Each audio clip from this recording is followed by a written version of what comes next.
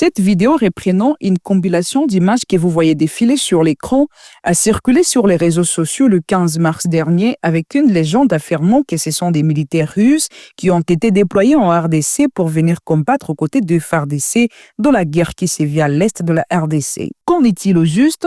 La Russie a-t-elle envoyé des militaires en RDC? Et les AFACT a vérifié cette allégation et vous est venu avec des éclaircissements à ce sujet. Pour commencer, les AFACT a fait intervenir l'outil Google Lens pour tracer l'origine des images défilant dans cette vidéo. Grâce à cette recherche, les AFACT a trouvé un article publié par la radio Okapi dans lequel une des images est reprise, faisant état de l'arrivée du commandant de la brigade de la MONUSCO, Harinder Singh, à Bunagana en 2012 après des affrontements entre le FARDC et le M23.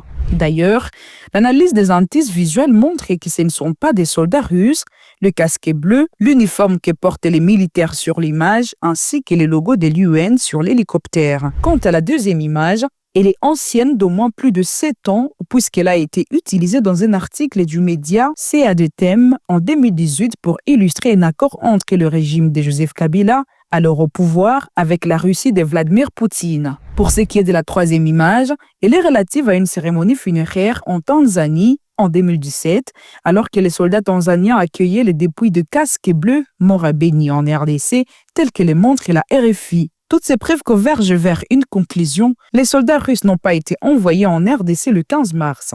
Ces images ont été sorties de leur contexte. N'hésitez pas de nous alerter au plus 243 97 63 39 638 sur notre WhatsApp si vous tombez sur une déclaration, image ou vidéo qui vous semble douteuse et nous la vérifierons pour vous. À très bientôt.